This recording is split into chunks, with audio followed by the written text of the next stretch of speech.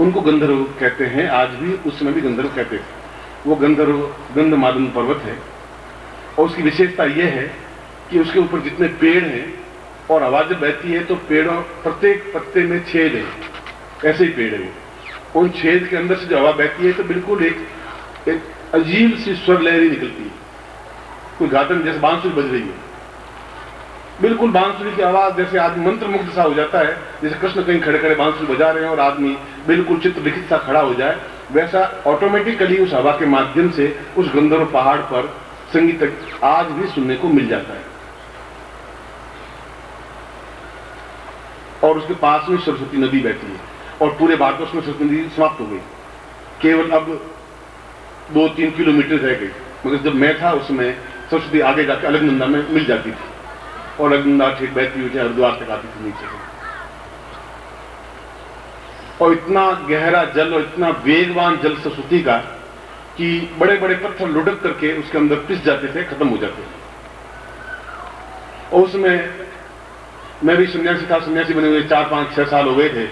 खूब खाना पीना, दंड बैठक उठाना और कूदना, काम कुछ नहीं, चिंताएं कुछ नहीं, और बस एक ही बात कि ये सीखना है, ऐसा करना है, वहां जाना है, उनके पास जीना। और वहां पर एक गंधर्व स्वामी रहते थे, गंधर्व पहाड़ था और गंधर्व स्वामी थे और गंधेश्वरानंद उनका नाम था, मगर बड़े वृद्ध थे। मगर वृद्ध होने के बाद इनमें ताकत बहुत थी, बहुत क्षमता थी, बहुत पौरुष था। गाते थे तो मतलब उठने की हिम्मत नहीं होती थी इन लोगों की, मतलब इतना सुंदर स्वलहरी, इतनी मधुर, इतनी आनंद युक्त।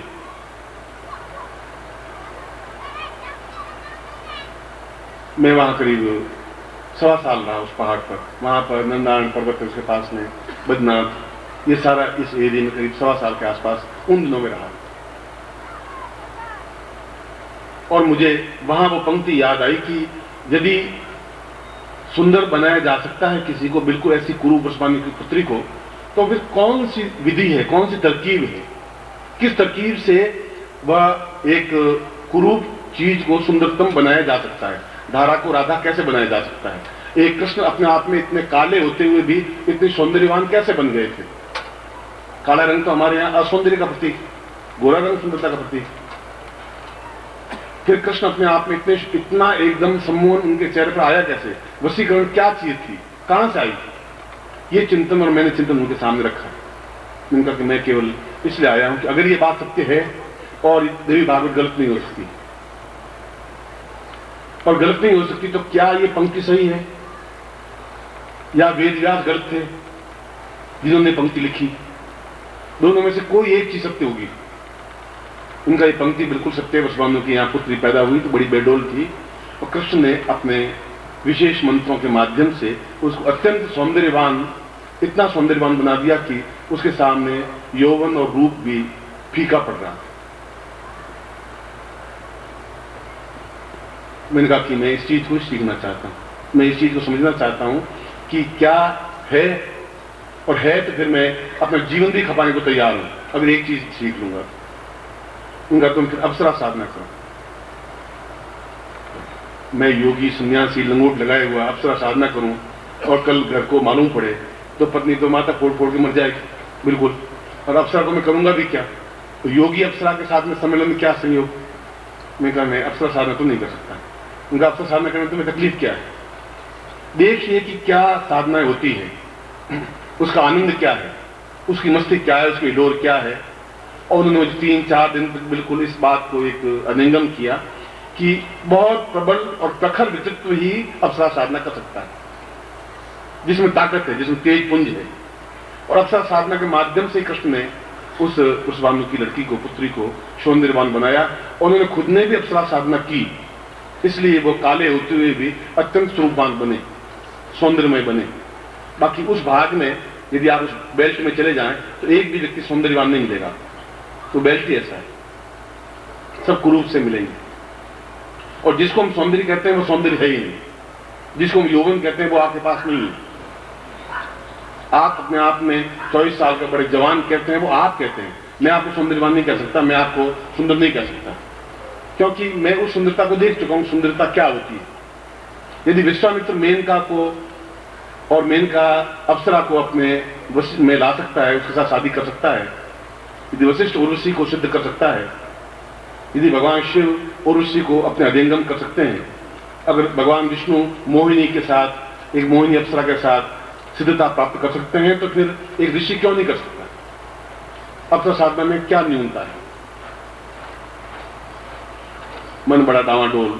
उन्होंने मुझे कहा कि तुम अप्सरा साधना करो और पूरे जीवन अपने आप में तुम्हारा एक संवर जाएगा, एक सौंदर्यवान बन जाएगा, एक क्षमतावान बन जाएगा, क्योंकि उसके बिना जीवन तुम्हारा अधूरा रहेगा, उसके बिना जीवन का आनंद नहीं आ पाएगा। जीवन तो रहेगा, जियोगे तो सही, पर जीवन में जो आनंद की लोर है, मस्ती है, वो तुम नहीं ले पाओगे, और वह जीवन एक नीरस ठूंठ की तरह रह जाएगा, और ठूंठ पेड़ अपने आप में छाया नहीं दे सकता, और तुम्हें आगे जाकर के शिष्यों को कुछ देना पड़ेगा तुम्हारे चेहरे पर एक ओज, एक ताकत, एक जवानी, एक साहस, एक क्षमता, क्योंकि आने वाला समय तुम्हारा जूझने की क्षमता है हिमालय से। पूरे हिमालय से जूझने के लिए बहुत ऐसी चीज होनी चाहिए जो तुम्हारे पास सम्मोहन हो, वशीकरण हो, और जिसको चाहे वैसा बना सको, और इसके लिए तुम्हें स्वर्ण प्रभा अप्सरा साधना तुम्हें करनी चाहिए। उस हुआ में 1-2 दिन और बीत गए, आखिर में साधना करने बैठा, और साधना करने के बाद में करीब केवल 3 दिन साधना की। उन्होंने जो मंत्र मुझे दिया, जो दीक्षा दी, मैं उनको कई बार समझाया, उनका मैं शादी हो चुकी है, उनका शादी हो चुकी तो उसमें कहां तकलीफ हुई? तुम्हारी शादी का ऐसे क्या लेन देन है? तुम्हारे जीवन अगर माधुर्य चाहते हैं, तुम्हारे जीवन तुम आनंद चाहते हो, तो योगी तुम क्यों एकदम से विचलित हो रहे हो कि नारी को देखते तुम डगमगा जाओगे? अगर डगमगा गए तो फिर तो मनुष्य से भी गए भी थे। मैंने अगर अप्सरा साधना सिद्ध की है, उन्होंने कहा गंधेश्वर ने, और आज भी मैं अप्सरा के साथ में 4-6 घंटे 8 घंटे बिताता हूं, ये मेरे शिष्य बिताते हैं, तो मैं क्या तकलीफ आ रही है? मैं अपने जीवन को आपके सामने एक पन्ना खोल रहा हूं सिर्फ। और उस समय एक शरीर में एक ताकत तो बहुत थी, पत्थर की तरह सारा सख्त शरीर था, अगर कील भी ठोक देते तो उससे शरीर में घुसती नहीं थी, और कई घंटे सरस्वती नदी में उल्टा बहता ही रहता था, चलता रहता था, अलकनंदा में बहता, और लोग पागलों की तरह मुझे देखते कि ये क्या हो रहा है, मगर मैं खुद अपने आप में आपे में नहीं था। यौवन का एक इतना उद्दाम वेग था कि मैं अपने आप को उसमें झेल नहीं पा रहा था। कभी उस पत्थर को उठा के फेंकता, कभी जैसे पागलपन की एक चरम सीमा हो, कुछ वैसी स्टेज बन गई थी जीवन की। शरीर में इतना वेग, उद्दाम सा आ गया था, और वह साधना बड़ी कोमल, एक स्त्रीण, एक नाजुक, दोनों का कहीं मेल नहीं था। फिर भी जब उन्होंने मुझे साधना करवाना शुरू किया, मैं साधना तो नहीं करूंगा, आप मुझे कोई ऐसी दीक्षा दे दें, कुछ ऐसा कर दें, या साधना दे तो छोटी सी साधना दे। आप मुझे 6 महीने रखना चाहें, 6 महीने आपके साथ नहीं रह पाऊंगा मैं। एक दिन में टिकता नहीं है। बहता हुआ पानी, रमता हुआ साधु ही काम का है। एक दिन टिका तो साधु गया, पानी रुका तो धारा नहीं बनेगी, तालाब बन जाए। इसलिए 6 महीने आपके साथ नहीं रह सकती।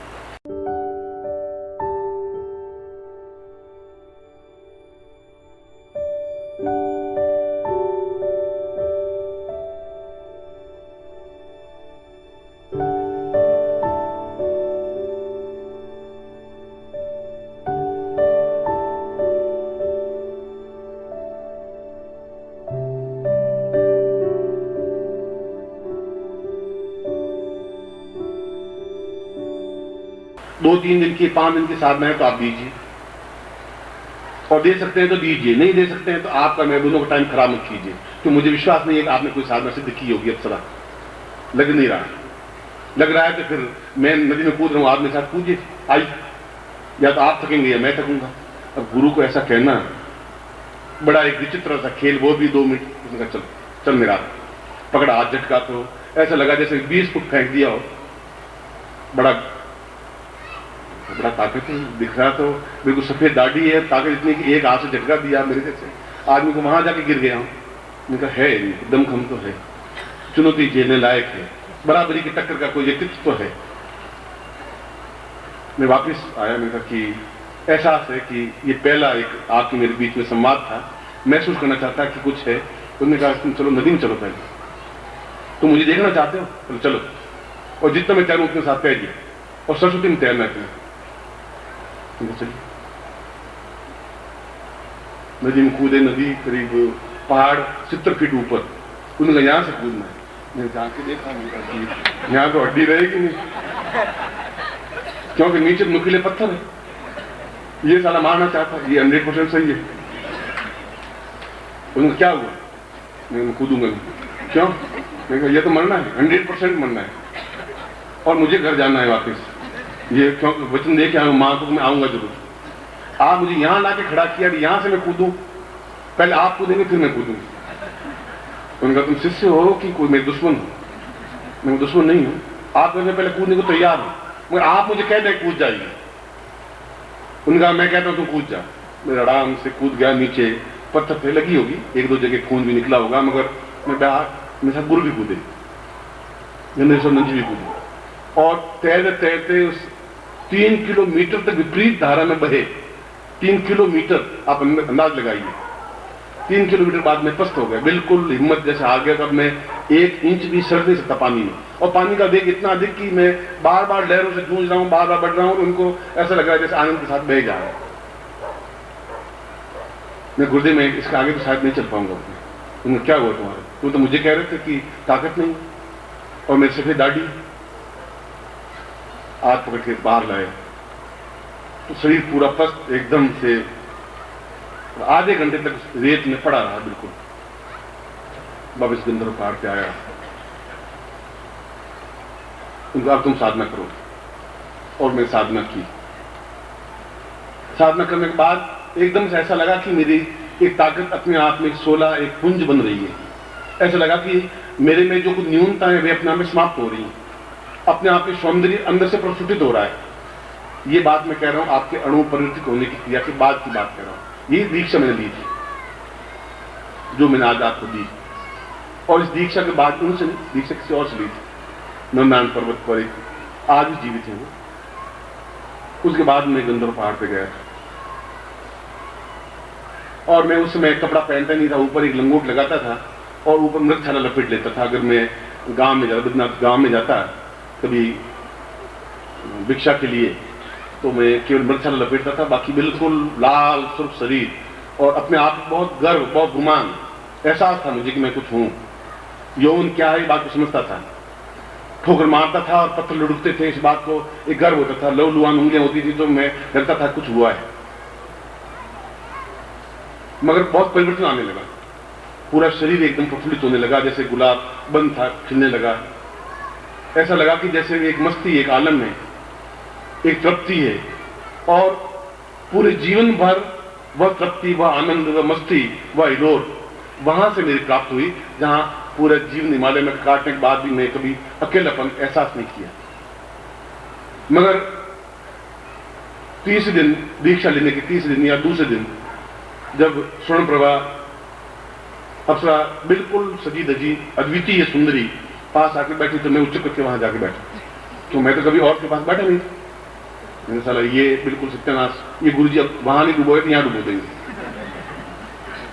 तो वो फिर ठुमकती हुई बिल्कुल यूं जलती हुई आई, और आकर यूं आगे तुम जो कुछ बात करनी वहां बैठ के करो। मैं सन्यासी हूं, मैं संन्यास में साफ लिखा हुआ है कि आदमी एकाकी रहे, किसी का चित्रण चिंतन माइंड में आवे ही नहीं, और तुम साक्षात भूतनी की तरह मेरे पास बैठी हो, और ये बात नहीं। मुझे उन्होंने कहा कि तुमने बुलाया है, मैं आई, अब जिंदगी में आपके साथ रहूंगी। मैंने कहा कि ये एक अजीब सी बात है। मैं कहा चलो रहेंगे, मगर आप मेरे हाथ नहीं लगाओगे। क्या हाथ कैसे नहीं लगाऊंगी, मेरा अधिकार है। और ऐसा करके फिर हाथ पकड़ के फिर यूं मैं एकदम से धक्का आगे, फिर वहां जाके बैठा। अब मैं आगे आगे, वो पीछे पीछे, वो पूरा दिन साधना में ऐसे ही बीता मेरा। वो एक नवीन साधना हुई। गुरु जी नहीं चले गए थे, शाम को गुरुदेव ये साधना में वापस ले लीजिए, मेरा धर्म, मेरा जीवन बर्बाद हो जाएगा, झूठ बोलना पड़ेगा गद्दा करके, और ये तो पिंड छोड़ेगी नहीं, तो कि सुंदर नहीं है। मैं कहा ऐसी सुंदरी मैंने देखी नहीं जिंदगी में। पहाड़ में सुंदर होता है, पहाड़ इसलिए सौंदर्यवती होती है, मैं देखा है पहाड़ को। आज भी अगर सौंदर्य देखना है तो आप पहाड़ में जाके देखेंगे, शहरों में सौंदर्य आपको नहीं मिलेगा। उस सौंदर्य को देखा है, नारी सौंदर्यता क्या होती है वह देखा है, अपनी आंखों से राधा को देखा है, मंत्रों के माध्यम से, साधना के माध्यम से। गोपियों को देखा है और उससे भी कई हजार गुना इस सौंदर्य को देखा है। सौंदर्य में कोई कमी नहीं है। मतलब क्या गुरुदेव एक योगी होकर, सन्यासी होकर के क्या ये उचित है?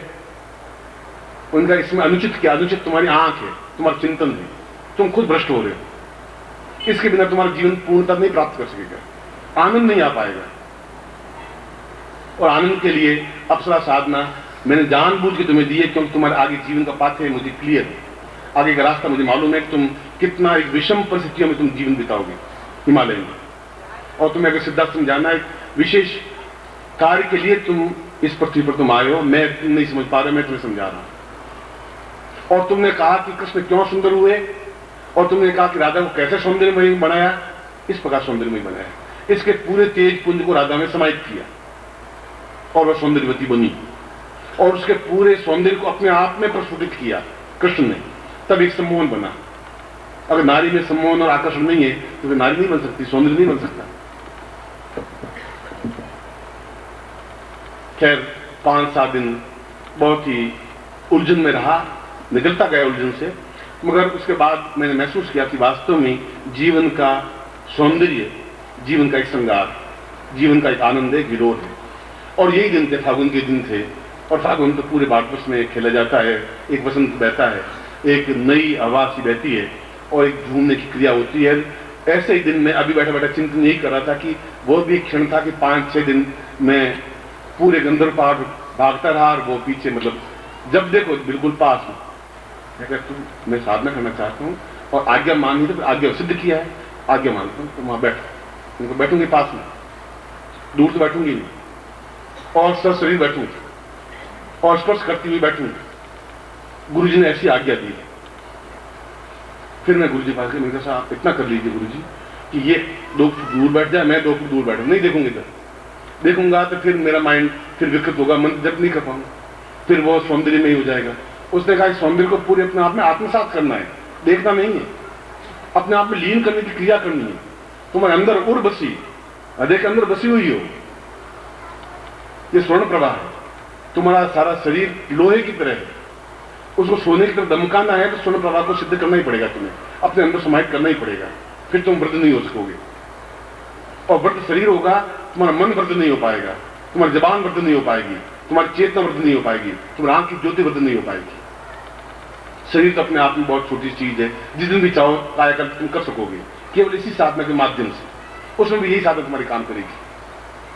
और कई लोग साक्षी हैं कि आज से 8 महीने पहले मैं निश्चय कर लिया था कि मैं दिल्ली छोड़ करके किसी एकांत स्थान में जाकर कायाकल्प करूंगा और वापस पूर्ण 25 साल का 30 साल का बनकर के वापस आऊंगा। ऐसा मैंने कहा भी, 1-2 शिष्यों को साथ ले जाने की निश्चय किया। फिर कुछ परिस्थिति आई, नहीं जा पाया। फिर अभी 6 महीने 8 महीने पहले की बात कर रहा, मैंने कहा पूरा अपने आप को कायाकल्प करना है। और गुरु ने कहा था कि इसी मंत्र के माध्यम से कायाकल्प कर पाओगे, क्योंकि धीरे धीरे जो सौंदर्य सूखता जाएगा अंदर से, तो वृद्धता तुम्हारे आप आएगी, शरीर में झुर्रियां आएंगी, वापिस तुम कायाकल्प कर सकोगे। उसमें भी ये तुम्हारे काम आएगा। जितने साल तुम रहो अपने आप में यौनवान, उद्दाम और सौंदर्यमय बने रहो।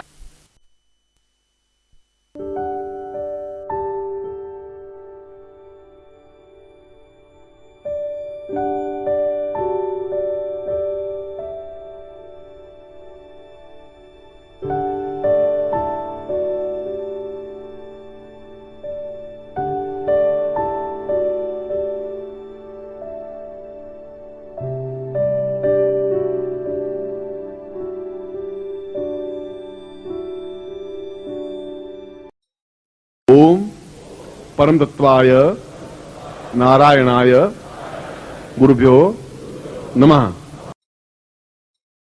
ओम ह्रीं मम प्राण देह रोम प्रतिरोम चैतन्य जाग्रय ह्रीं ओम नमः।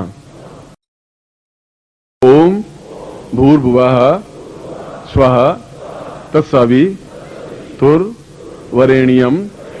भर्गो देवस्य धीमहि धियो यो नः प्रचोदयात्।